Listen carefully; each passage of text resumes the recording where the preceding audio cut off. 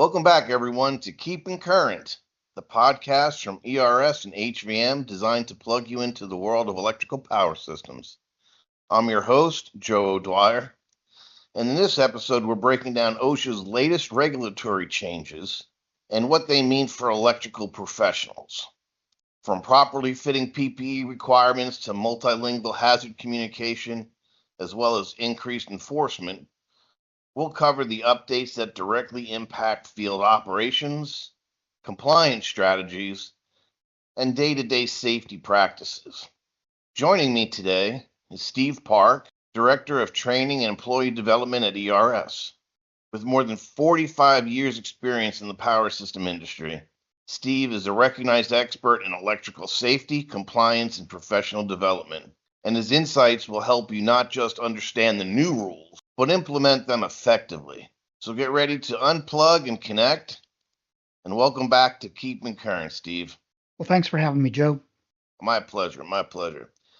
Steve, as you're aware, these OSHA updates touch on several areas, but one of the biggest shifts is in personnel protective equipment, also PPE, is something every electrical professional uses daily. We both have used it early in our careers. Yet the new standards bring a fresh perspective on how it's defined and applied. OSHA's new PPE requirements sound straightforward, but can I ask, why is this such a significant change for electrical safety in the field? Well, I don't think it's so much a significant change as a clarification of the original intent. The new language states that PPE must properly fit each affected employee. This replaces language using a more general terminology, such as must provide and use appropriate PPE.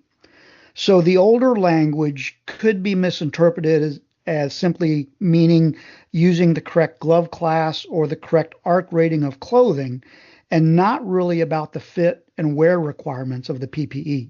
That is bringing back a lot of memories of wearing PPE that didn't fit me in the past. What kind of issues have you seen by poorly fitting PPE, particularly in the high voltage world? Yeah, so I got my career started way back as a lineman. As a lineman, we often did a lot of line work, and we regularly used insulated tools and rubber gloves, etc. And I've got smaller hands. I'm a smaller person, and I had difficulty wearing the rubber gloves that were issued to me that were out of the stock supply of gloves, and I didn't have the dexterity I needed to work safely. As a matter of fact, if I put my hands to my side, the gloves would probably just drop off my hands.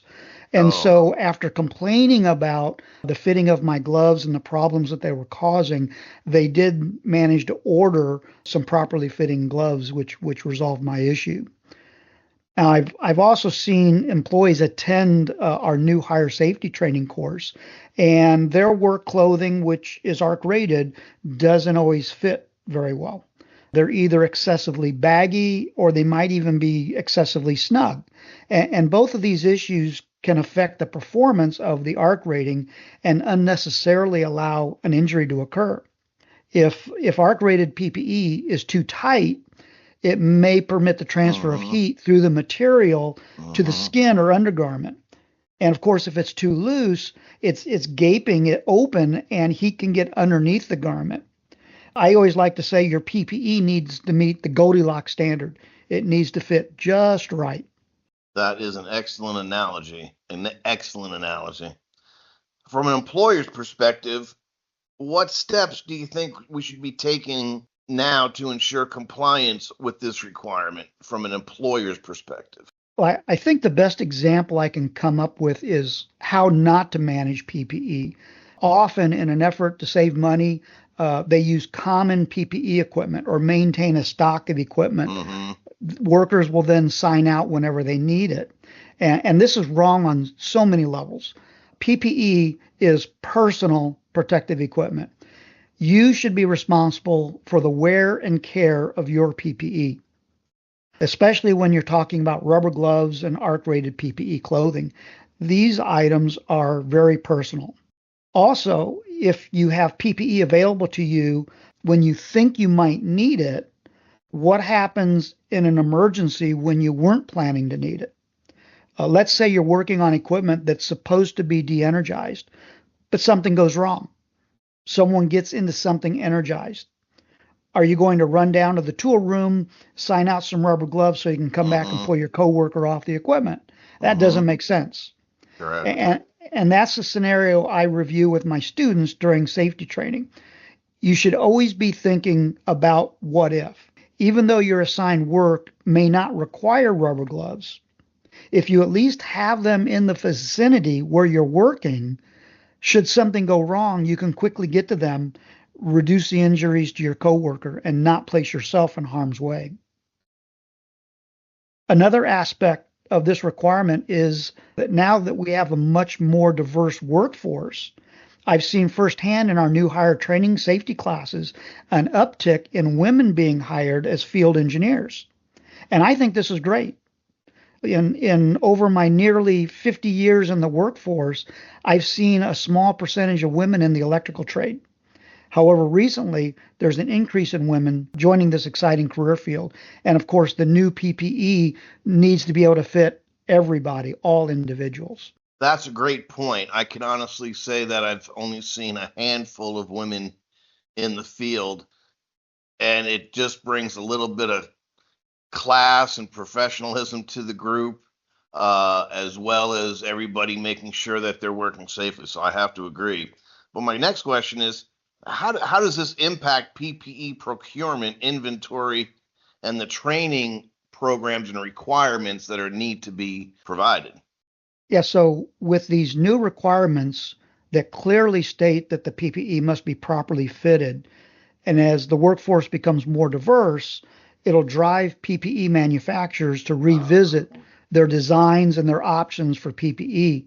And employers will need to make sure that they have properly fitted PPE readily available to those workers. Since the mid 1990s, when we first became introduced to this newly quantified electrical hazard called arc flash, we've seen the evolution of many products to help us work safer, from improved arc rated PPE to relays and trip units that allow delayed opening and closing, and portable remote operating devices that allow the workers to get away from the equipment when it operates. We've also seen a major revision of IEEE 1584, which provides the arc flash modeling methods and equations we use to estimate incident energy levels. As this technology is developed, it evolves, it matures, we must constantly evaluate what is the best way to keep our workers safe. In our safety training for newly hired field employees, we stress the need to ensure they get the right PPE clothing, tools, and equipment. Ensure that the PPE fits them, that they recognize signs that indicate the PPE needs to be replaced. For our daily PPE wear, the employee needs to be aware of the care of the garment, and not so much how many times they wash them, but how they wash them, what to use and what not to use. They need to recognize signs that the material is worn or if they've been ripped or damaged. When those issues are noted, the employee needs to get their clothing replaced. These are very important topics to cover so the employees know and understand their responsibilities related to their PPE. Now, our company is very specific when it comes to PPE, from our daily workwear to arc-rated suits for higher levels of incident energy levels to PPE that might be required in special circumstances. We have a comprehensive catalog that our employees can access and ensure they know what equipment is available to them and get the right equipment for their assigned tasks and their skill levels. I will say that one of the biggest challenges we have is the sizing of the PPE daily work garments. The manufacturer sizes don't always align with the fit of standard clothing. New employees are constantly sending back garments because of a poor fit. Whenever possible, it's best if you can find a pair of pants and a shirt and do a trial fit before placing that order. I'm going to have to agree with you on that, as far as the fit and as we get older. I too went from being a world-class athlete to just a normal person. So I understand. My next question, though, is what are the most important changes in the new hazard standard for the electrical and power system professionals? So the most important thing about HAZCOM is the com part, the communication. Right. Our employees need to know that there is a change. So when they see changes to the safety data sheet information, they know why it is different and understand the differences. A lot of these types of changes often go without workers being aware that there was a change and how it affects them. Then they come across the new label designation and they don't know what to do or how to manage the hazard. Mm-hmm, mm-hmm. Make sure you include the employees in the training and communication about the changes so they're not caught off guard and unaware. Yeah, I would have to agree with you on that. I think the biggest attribute that ERS and HVM has is that phenomenal safety culture we take for granted as compared to others. So I have to agree with you on that. Absolutely. One thing, and this I've come across as well, the how do you see multilingual hazard communication impacting safety on the job site with diverse crews, multiple languages, multiple cultures? So how do we cross that bridge, if you would?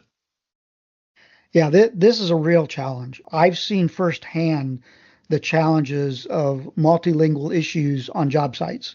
We've delivered some product specific training at many data centers, the construction sites over the past year or so.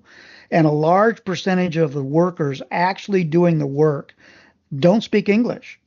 I don't even know how well they understand English.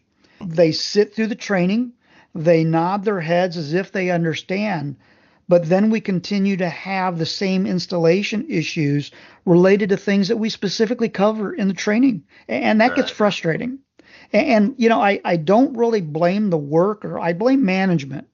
They know, or at least should know, the capabilities and limitations of their workers with respect to language barriers. And we specifically tell the employers that they are the ones responsible for any translation. And I use Hispanic as an example because that's what I've seen the biggest problem with.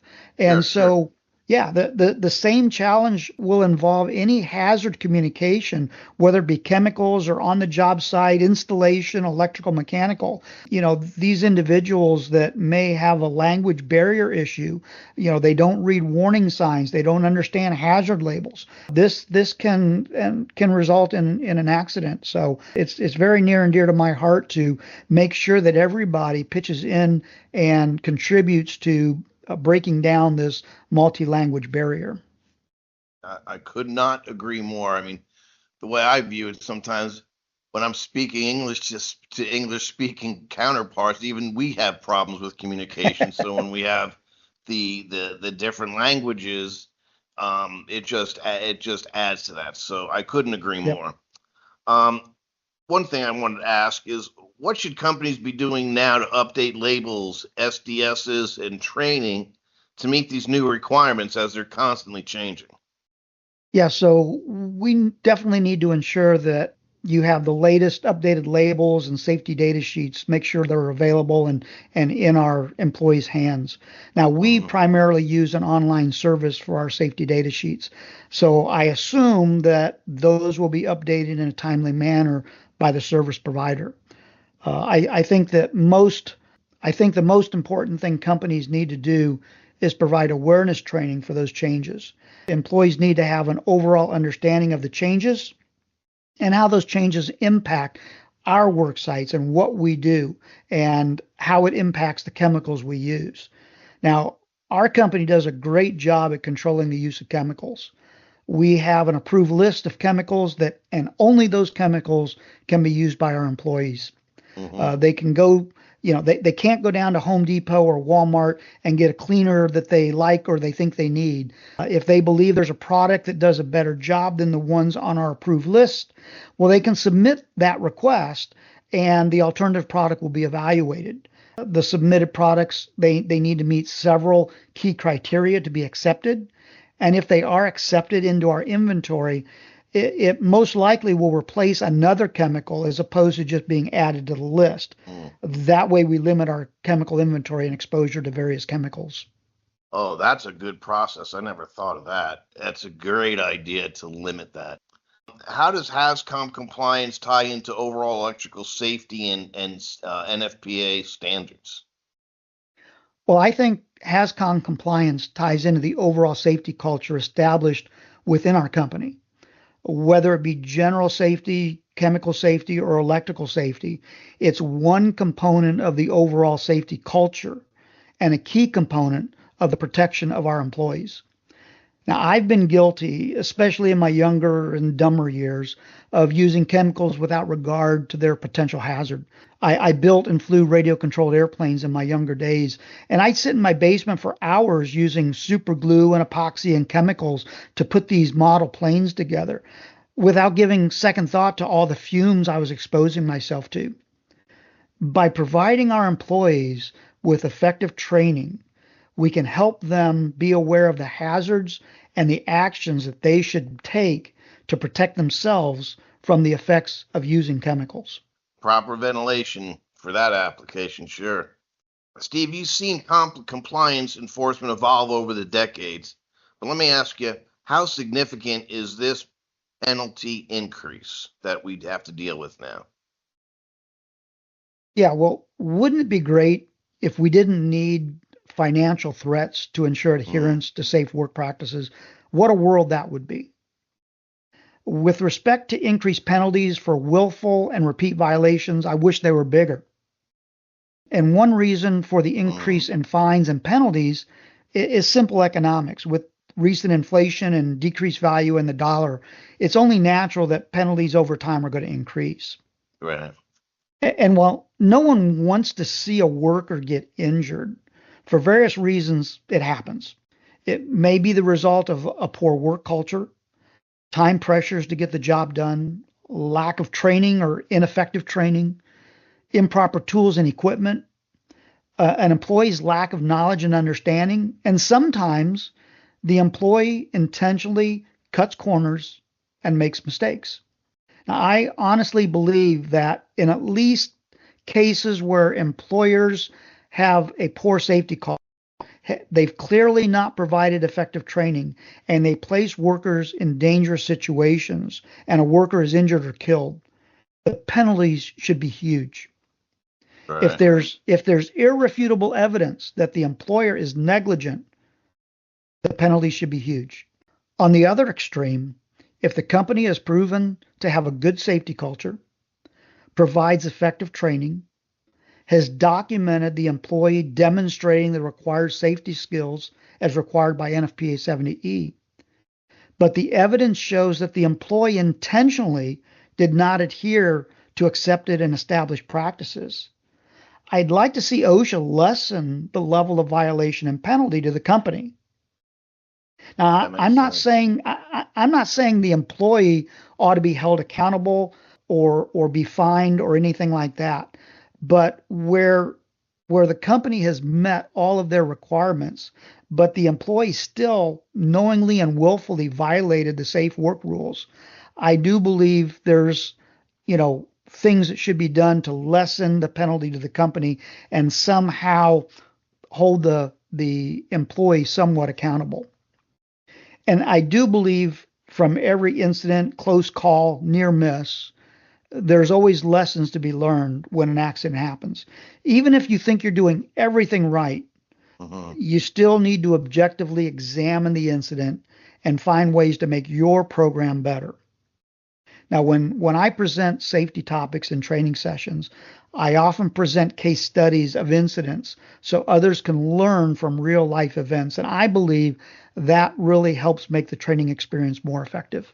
I could not agree more with your position on that. I think if the companies do everything that in their power to meet the due diligence of safety and PPE and policies and procedures, and somebody just doesn't utilize it or implement it that day, but the company has it there and it's documented everything, I think a large amount of understanding should be afforded in that. So I could not agree Mhm. more. Real quick, where do you think electrical service providers and facility managers are most at risk for citations under these changes? Yeah, I think the primary impact will be for those companies that don't have a good safety culture, that don't provide effective safety training. Those that have little regard for the safety of their employees, those companies that are focused on the bottom line and not the long term, can easily be repeat offenders. And those are the ones that are going to be hit with the huge fines and penalties. I'll never forget back when arc flash safety and awareness first came about in the late 90s or early 2000s. We were working at a large automotive facility and assisting a customer with switching for an outage. And we had a 15 kV switch that was not operating properly. And the customer that I'd worked with for many years and I had a really good relationship with did something completely against the current safe work practices. His actions caught me complete off guard, and he did something that I felt was extremely dangerous. And he did it so quickly, I couldn't say or do anything before he did it. Mm-hmm. After the fact, we had some words. We exchanged some words, and his reply was, "Well, that's the way I've always done it, and it's never been an issue before." And I'll never forget that day, as it really shook me to the core. And I realized that his view of Yeah. working safe and my view were completely different. And over the years, I've noticed that, especially those without good, effective training, everyone doesn't view safety the same way. What one person considers safe may not be considered safe by another. And when I deliver safety training, I try to level the playing field so that everyone is in agreement on what is safe. I could not agree more with that last statement. And in fact, that's one of my, when I teach to my students, that's on one of my slides.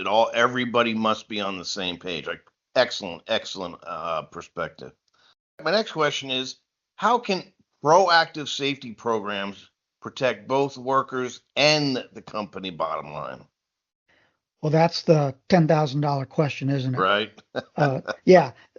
When I think about that, the book Winning Now, Winning Later, I'll give it a cheap plug here, by Vertiv's chairman of the board, Dave Cody, comes to mind. Proactive safety programs definitely fall into that winning now, winning later strategy. Mm-hmm. So many times we hear mantras like winning now, winning later, safety first, or some other business slogan.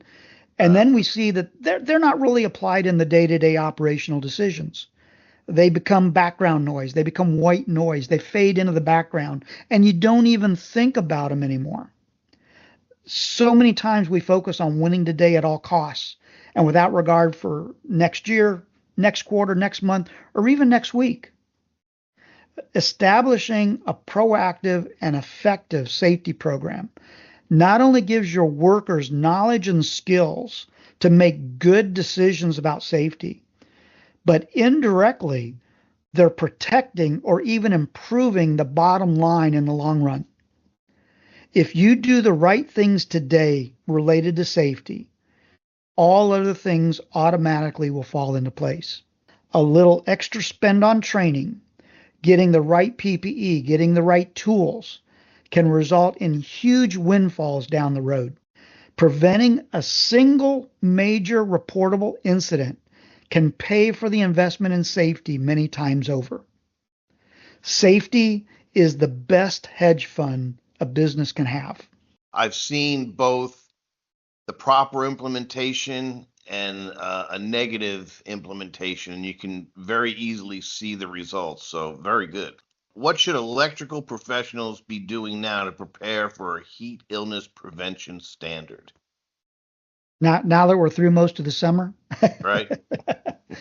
well, I'm not sure what the final language will be in OSHA regarding heat injury and illness, but I'm assuming it'll codify or make law what the reasonable person already does to protect workers from issues related to extreme heat.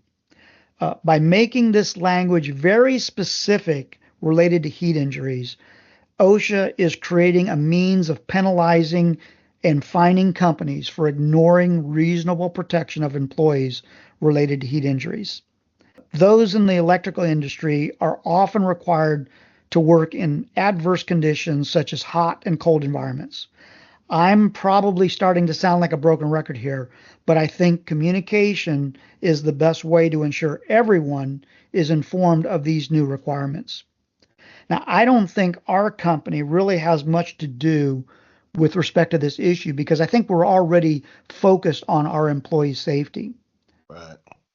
I know at the beginning of each summer, our company will always communicate information about heat illness, how to identify it, what to do about it. Our frontline supervisors, they must stay connected to their teams and be ready to step in and ensure our workers are protected in these situations. I have to agree. Being in the military, stationed overseas in a tropical climate, working outside for many, many years, I've dealt with the heat, but not only but the heat and heat stroke and stuff, but we also have to be aware of sunburn. That can have a negative impact as well as we get older and such. So we always need to not only be hydrated, but sunscreen as well. Sunscreen is one of the Absolutely. best things we can do. So, Yep. from your perspective, what are the best practices for heat stress monitoring in the electrical field work? Well, I think during each job, you should have a tailgate safety meeting. And Yep. it's at that point where I think the job lead should openly address, the heat issue. Make it known, hey guys, it's going to be a hot one out there today. Yeah. Make everyone aware that they're expected to take breaks and make sure they're consuming liquids regularly. Studies show that it's much more effective to consume liquids regularly than to consume large amounts periodically. I've also seen crews put up shade coverings like party tents or canopies. Keeping the direct sunlight from directly shining on you goes a long way during hot days. The job leader supervisor will need to be mindful of their team and monitor them. And everyone's different. Everyone handles heat differently. While I'd like to think that an employee will take a break and drink their fluids, they may not be aware of the effect the heat's having on them until it's too late. And by letting the employees know that it's okay to take extra breaks due to the heat and have the supervisor suggest the employees take a break, maybe we can avoid some of the serious injuries. And specific to electrical workers, in addition to working out in the heat and in the sun, electrical workers are often required to perform work while wearing arc-rated clothing. Mm-hmm. And this clothing, especially the higher-rated suits like the 40 cal flash suits, can be very hot even when the weather's not hot. If you use the ventilation fans for the suits, they're still uncomfortable. So when a worker's placed in these conditions, it's easy for them not only to become heat stressed, but to start making bad decisions. They're hot. They can't see because their face shield's fogged up. They're tired. Their brain is focused on the heat and not the task at hand. All they want to do is get out of that suit.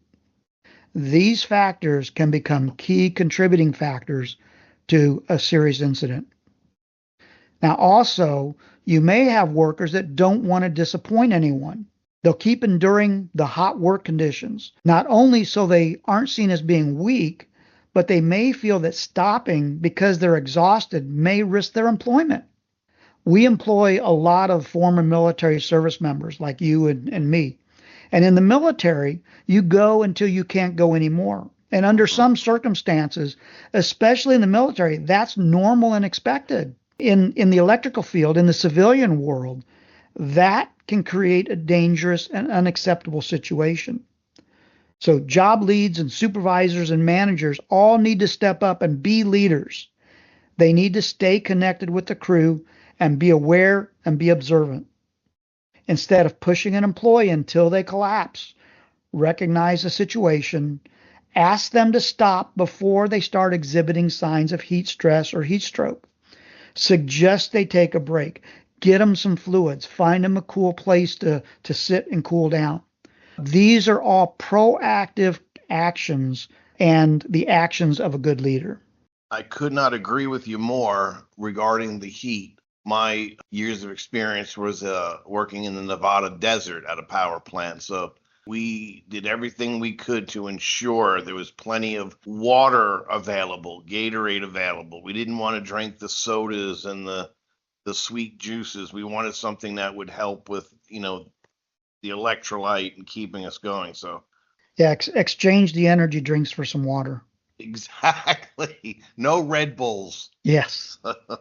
If you could recommend one change a facility or service provider should implement this quarter, what do you think it would be? Well, I'd like to see more of our leaders reinforce the company safety culture. Make employees aware that they are never expected to violate any safe work practice. And if they observe a potentially unsafe situation, that they utilize their stop work authority and also complete a near miss report. I make sure that I emphasize this when I provide new hire training classes, and I'd like to see that echoed by the supervisors and the managers periodically to reinforce this key message. And I agree with you. I think that should be reinforced. How can electrical teams use these new OSHA rules as an opportunity to strengthen their overall safety programs? I think supervisors and managers can use these changes not only to communicate the new rules, but to address other similar requirements to help reinforce the overall safe work practices. It's also a good opportunity to hear from the workers. These safety discussions should not be a lecture, but a two-way discussion and a conversation. If you're a supervisor or a manager, make sure you give your team an opportunity to ask questions, invite questions, relay information, provide feedback about things that are happening that may not be aligned with the company's safety culture. Nobody wants to work in an environment that's not safe. Everyone wants to go home at night and not end up being injured or in a hospital or worse. Use this opportunity to communicate these expectations to all of your employees. Thank you for that one. But one of my last questions coming up. Any advice for leaders trying to balance compliance requirements with the real world operational demands? We have both faced those. Absolutely. And that's always the challenge. And I go back to my winning now, winning later comment. Hmm. While you have to keep your eye on what's happening today, you should always be thinking about tomorrow. Is the short term pain worth the long term gain? I often have conversation with managers when I schedule new employees for the required safety training. And they ask to delay it because they've got this big job and they need the new employee assigned to the job. And I'd explain, to the manager the risk associated with having an employee on a large job that doesn't have the minimal safety training requirements. Their focus is on today and not tomorrow. And I get that. I was in operations for many years. One of the key factors to managers pushing back on the training was that because we had a huge hiring initiative this year and last year, we fell behind in providing the new hire safety training in a timely period. Some of the new employees would be working for us for several months before they'd get to attend the class. And that was not the employee's fault, and it wasn't the manager's fault. That was my fault. So I understood the need to have the employee productive since they've been with us for such a long time. So over the past several months, we've hired more instructors and conducted more classes with larger head counts, more students to catch up on that backlog of new employees. Now, as soon as I receive a notification of an employee being hired, sometimes even before their very first day on the job, they're already scheduled for an upcoming class to attend, and it's usually done within the first 30 days of employment. And I think that's a win-win solution. Hmm. I also must acknowledge that I've had exceptional support from our upper management to make this training happen and get these newly hired employees through our safety training as early as possible once they're hired. And one of the statements we make in our new hire safety class is that safety is not a priority. And that statement usually gets the student's attention. What do you mean it's not a priority? Well, depending on the day, depending on the job, priorities change. Mm-hmm. So we say safety is a core value. Everything we do with safety in mind. We're committed to providing the tools, the training, and the equipment to enable our employees to work safely and to be successful. I think that core value issue that you just brought up makes me pause because I'm always using safety as a priority. I think what I need to do is change my message. Absolutely. Well, Steve, thank you for joining us today. I know you're busy and for sharing your expertise on OSHA's latest regulatory changes. I just want to ask, do you have any final thoughts or anything you'd like to share before we break? Well, thanks for having me. And yeah, just the employer needs to make sure that they stay in touch with the various industry changes and communicate those changes to the employees.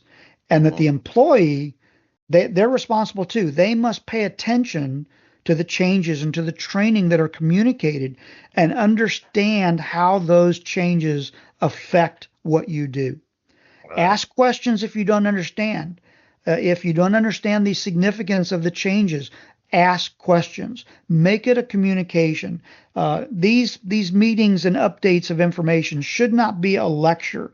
They should be a conversation. Well, I want to thank Steve for his time, but that's it for this episode of Keeping Current. If you found today's conversation valuable, please be sure to subscribe. Let us know how we're doing. Please leave us a review and tune in every other Thursday for more expert insights. Connect with us on LinkedIn to stay in the loop. And as always, thanks for listening. Until next time, keep current.